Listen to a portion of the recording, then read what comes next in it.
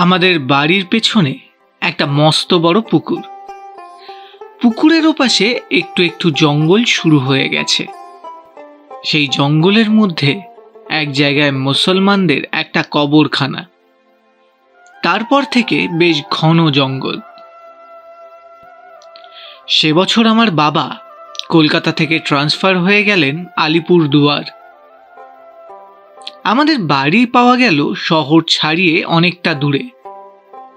বছরের মাঝখানে আমাকে চলে আসতে হলো বলে এখানকার স্কুলে আমি ভর্তি হতে পারলাম না। নতুন বছরে ভর্তি হতে হবে, তাই দুপুরবেলা আমার কিছুই করার থাকে না। বাবা অফিসে চলে যান, মা খাওয়া দাওয়া করে ঘুমিয়ে পড়েন। আমার একদম ঘুমোতে ইচ্ছে করে না দুপুরে। একটাও নতুন গল্পের বই নেই, আর পড়ার বই তো বেশিক্ষণ ভালোই লাগে না পড়তে।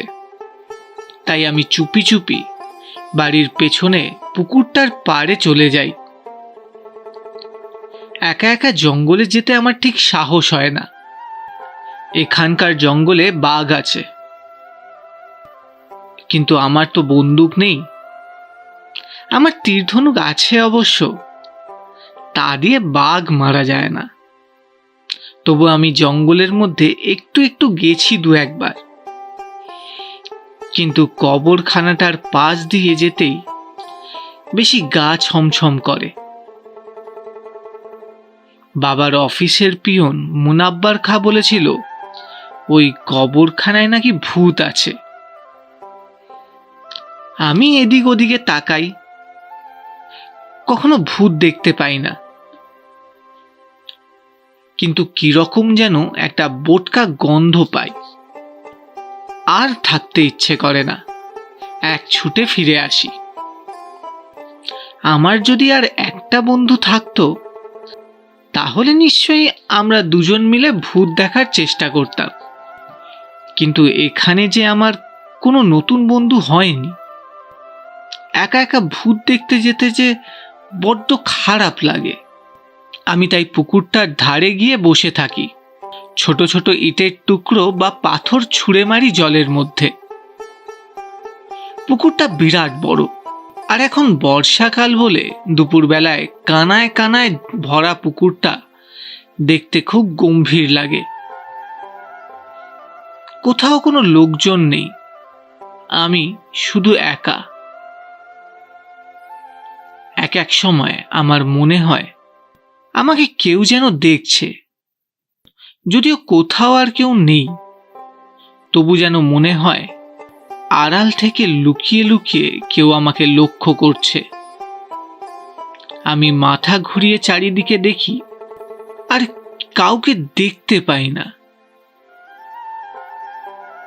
এই পুকুরটায় বেশ মাছ আছে, মাঝে মাঝে তারা ঘাই মারে, অমনি জলের ওপরে গোল গোল ঢেউ ওঠে।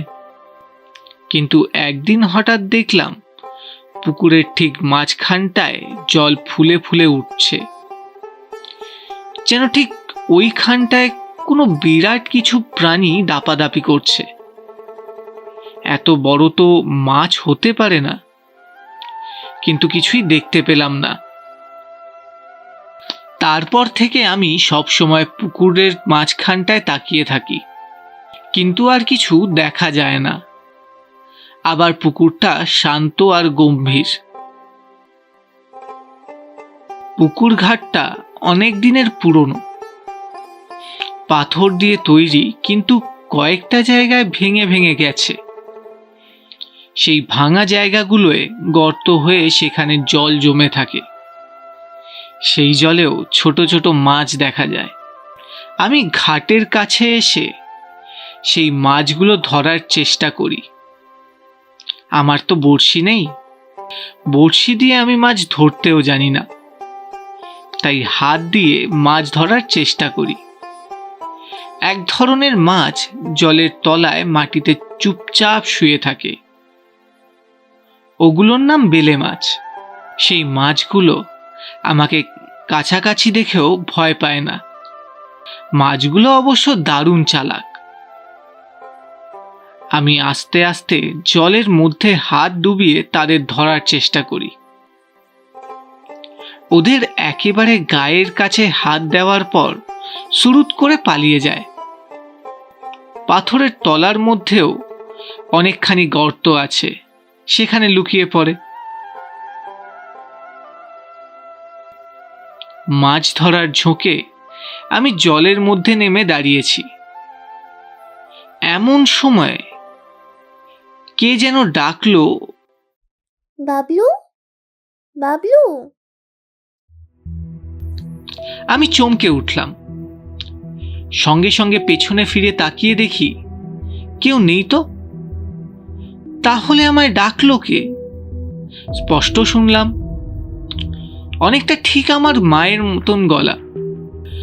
মা তো ঘুমোচ্ছেন, তাহলে কে ডাকলো? খুব কাছ থেকে।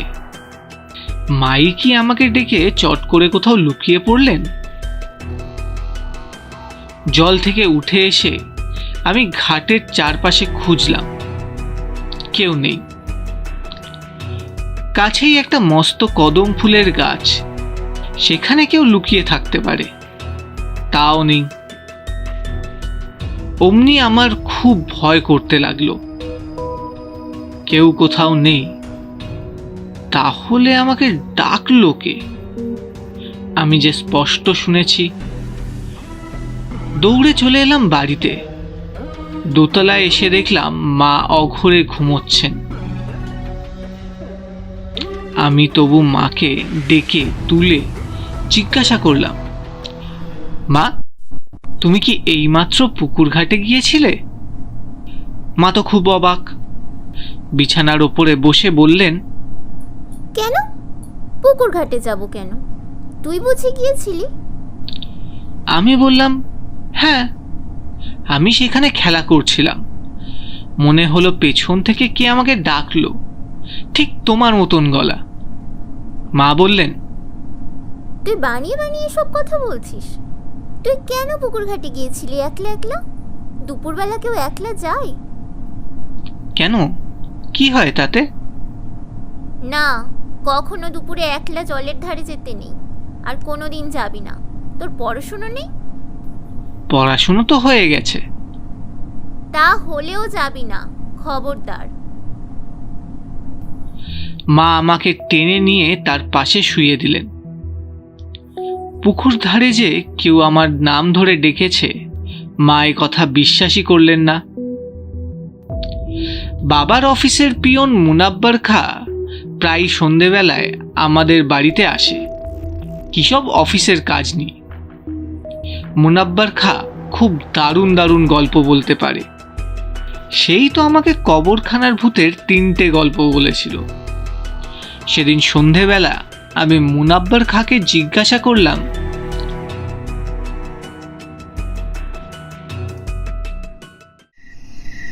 এই পুকুরটার মধ্যে কত বড় মাছ আছে বলো তো, তুমি জানো?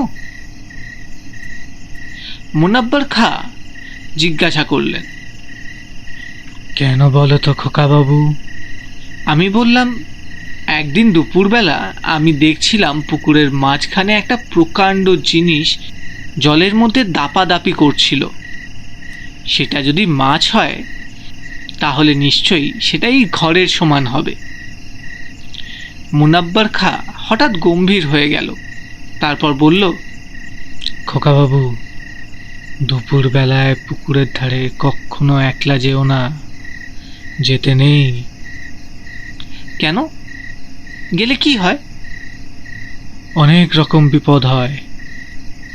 তুমি জানো না, এই সব পুরনো পুকুরে পানি মুড়া থাকে। পানি মুড়া কি? পানি মুড়া জানো না? পানি মুড়া হচ্ছে জলের ভূত। ধ্যাৎ, জলের মধ্যে আবার ভূত থাকে নাকি? ও মা, তুমি পানি মুড়ার কথা শোনোনি? এ তো সবাই জানে। পানি মুড়া বড়দের কিছু বলে না, কিন্তু ছোটদের জলের তলায় টেনে নিয়ে যায়। মুনাব্বার খা, তুমি পানি মুড়া দেখেছ?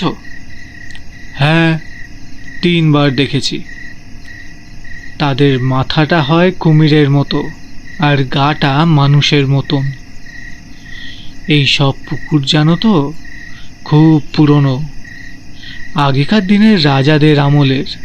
এই সব পুকুরের মাঝখানে গাদ্দি থাকে। গাদ্দি কি?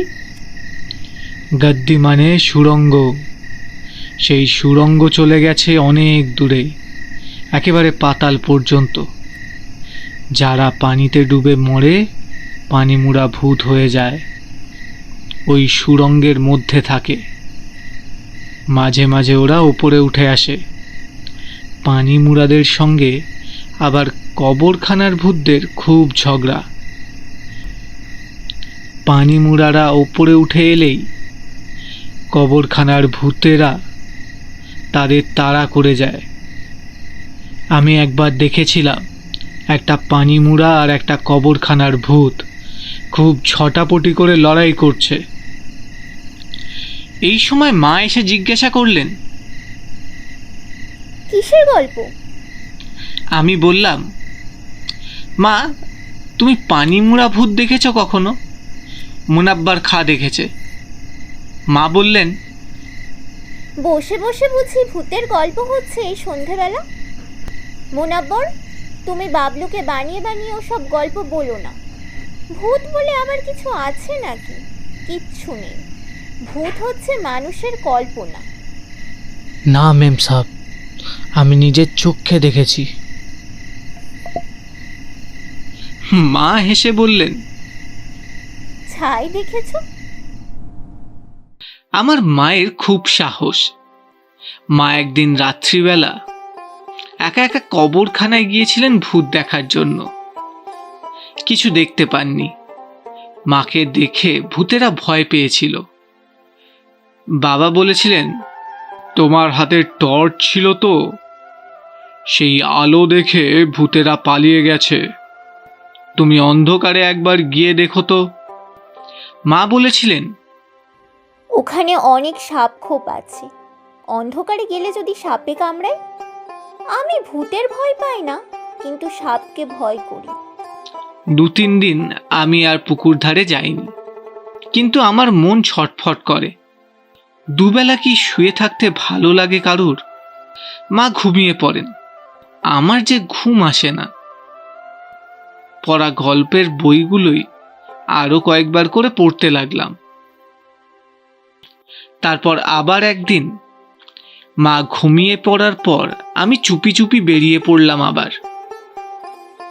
আজ আমার সঙ্গে একটা ছোট লাঠি।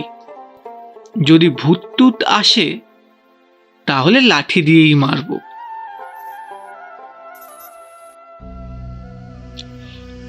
পুকুরের কাছে এসে দেখি ঘাটের ওপর একটা লোক বসে আছে। লোকটার গায়ে একটা লাল রঙের ডোরা কাটা গেঞ্জি আর মাথায় এমন টাক যে একটাও চুল নেই। লোকটা জলের মধ্যে পা ডুবিয়ে বসে জলে ঢেউ তুলছে। সারা গা ভেজা। লোকটা এখানে এলো কোথা থেকে? আমাদের এই পুকুরে তো বাইরের কোনো লোক স্নান করতে আসে না। আমি খুব কাছে চলে আসার পর লোকটি পিছনে ফিরে তাকিয়ে আমাকে দেখলো। দেখেই সে দারুণ ভয় পেয়ে গেল। সঙ্গে সঙ্গে সে এক লাফ মেরে জলের মধ্যে গিয়ে পড়ল, তারপর ডুবে গেল। আমিও খুব অবাক হয়ে গেলাম। লোকটা আমাকে দেখে ওরকম ভয় পেল কেন? আমার হাতের লাঠিটা দেখে? চোর টোর নয় তো? যদি চোর হয় লোকটা তাহলে সাঁতার কেটে পুকুরের ওপাশে উঠে জঙ্গল দিয়ে পালাবে।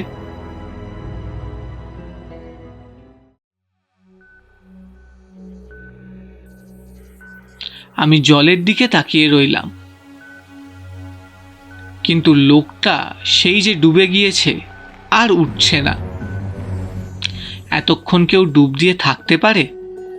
আমি মনে মনে 1, 2, 3 করে 500 পর্যন্ত গুনে ফেললাম, কিন্তু লোকটাকে আর দেখা গেল না।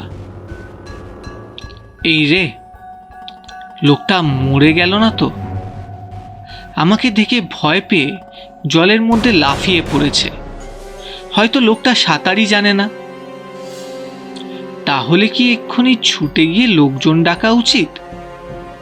কিন্তু আমার কথা কেউ যদি বিশ্বাস না করে?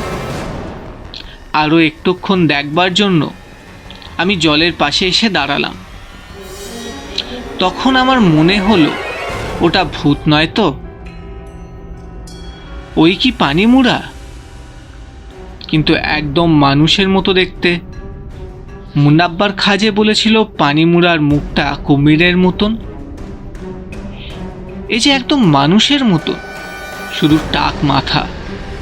শুধু তাই নয়, লোকটা যখন আমার দিকে ফিরে তাকিয়েছিল তখন দেখেছি ওর চোখের ভুরুও নেই, সারা গায়ে কোনো লোমও নেই। মুনাব্বার নিশ্চয়ই মিথ্যে কথা বলেছিল, সে পানিমুড়া কোনোদিনও দেখেনি। তক্ষুনি ফিরে গিয়ে মাকে খবর দেব ভাবছি, এমন সময় জলের মধ্যে একটা হাত উঁচু হয়ে উঠল, শুধু একটা হাত। আমি ভাবলাম লোকটা এবার উঠে আসবে। তাহলে পানিমুড়া নয়, কোনো চোরই নিশ্চয়ই। শুধু হাতটাই উঁচু হয়ে রইল, আর কিচ্ছু না। লোকটার মাথাও দেখা গেল না। তারপর মনে হলো সেই হাতটা যেন আমায় হাতছানি দিয়ে ডাকছে। সেই হাতের লম্বা লম্বা আঙ্গুল, তাতে বিচ্ছিরি নখ। হাতটা ক্রমশ ঘাটের দিকে এগিয়ে আসছে। হাতটা ঘাটের অনেক কাছে এসে আঙ্গুল নাড়তে লাগলো, ঠিক যেন আমাকে ডাকছে। আমি চেঁচিয়ে জিজ্ঞাসা করলাম, তুমি কে? তখন দেখলাম জলের মধ্যে দুটো চোখ আমার দিকে তাকিয়ে আছে এক দৃষ্টে। চোখ দুটো মাছের মতন, পলক পড়ে না, কিন্তু মাছের নয়, চোখ দুটো ওই লোকটার। আমার একবার ইচ্ছে হলো পালিয়ে যাই, আবার ভাবলাম দেখি না শেষ পর্যন্ত কি হয়। আমার তো হাতে লাঠি আছে। এবারে সেই হাতটা খুব কাছে চলে এলো। মনে হলো যেন আমার পা চেপে ধরবে। এই সময় কে যেন পেছন থেকে আমার নাম ধরে ডাকলো, বাবলু, বাবলু। কিন্তু তখন আমার পেছনে তাকাবার সময় নেই। আমি লাঠি দিয়ে খুব জোরে মারলাম সেই হাতটার ওপর। ঠিক লাগলো কিনা বুঝতে পারলাম না, হাতটা জলের মধ্যে ডুবে গেল। আবার কেউ আমার নাম ধরে ডাকলো, বাবলু, বাবলু। পেছন দিকে তাকিয়ে দেখলাম কেউ নেই। সামনে জলের ওপর সেই হাতটা আবার উঁচু হয়ে উঠেছে। আমি লাঠি দিয়ে যেই আবার মারতে গেলাম, অমনি সেই হাতটা লাঠিখানা চেপে ধরে একটা হ্যাঁচকা টান দিল। আমি ঝপাং করে জলের মধ্যে পড়ে গেলাম। জলে পড়েই মনে হলো আমি আর বাঁচব না। আমি যে সাঁতার জানি না, পানিমুড়া আমার পা চেপে ধরে সুড়ঙ্গে টেনে নিয়ে যাবে। আমি একবার চেঁচিয়ে উঠলাম, ও মা, মা। জলের মধ্যে আমি হাবুডুবু খেতে লাগলাম, দম আটকে আসছে। পানিমুড়া এখনো আমার পা ধরেনি। আমি ছটফট করছি বলে খুঁজে পাচ্ছে না বোধহয়। এরই মধ্যে একবার কোনো রকমে জল থেকে একটু মাথা উঁচু করে দেখলাম মাঠ দিয়ে ছুটে আসছে আমার মা। আমি চিৎকার করতে চাইলাম, মা, কিন্তু গলা দিয়ে শব্দ বেরোলো না। আমি তলিয়ে যেতে লাগলাম। মা পার থেকেই এক লাফ দিয়ে পড়লেন।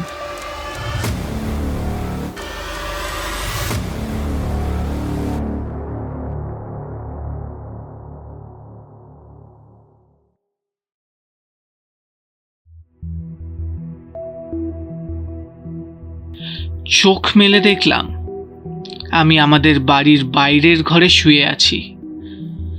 মা আর আমাদের রাঁধুনি আমার গায়ে গরম জলের সেক দিচ্ছে। আমি চোখ মেলতেই মা বললেন, আমি বলেছিলাম না ওর পেটে বেশি জল ঢোকেনি, এই তো সব ঠিক হয়ে গেছে। মা ঠিক সময় গিয়ে না পড়লে কি যে হতো ভাবতেও আমার আজও গা কাঁপে। মা ওখানে গেছেন কি করে সেটাও একটা আশ্চর্য ব্যাপার। পরে শুনেছি সে কথা। মা ঘুমিয়েছিলেন, এমন সময় তার কানের কাছে কে যেন ডাকলো মা মা বলে, ঠিক আমার গলা।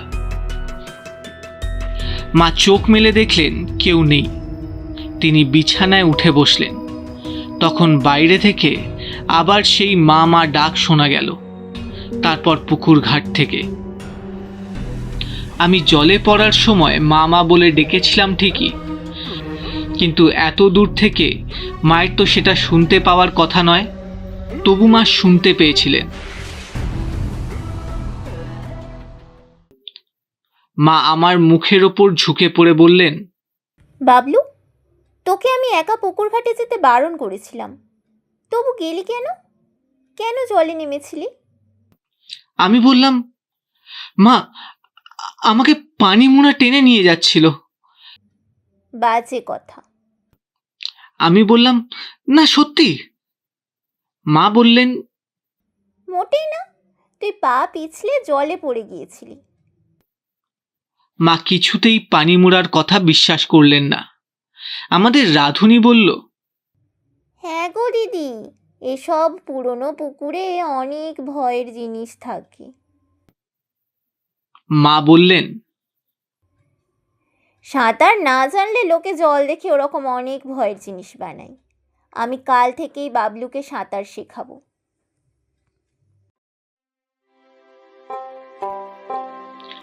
এরপর 7 দিনের মধ্যে সাঁতার শিখে গেলাম। পানি মোড়াকে আর কখনো দেখিনি, তবে আমি সাঁতার কাটতে যেতাম নদীতে, ওই পুকুরে আর নয়।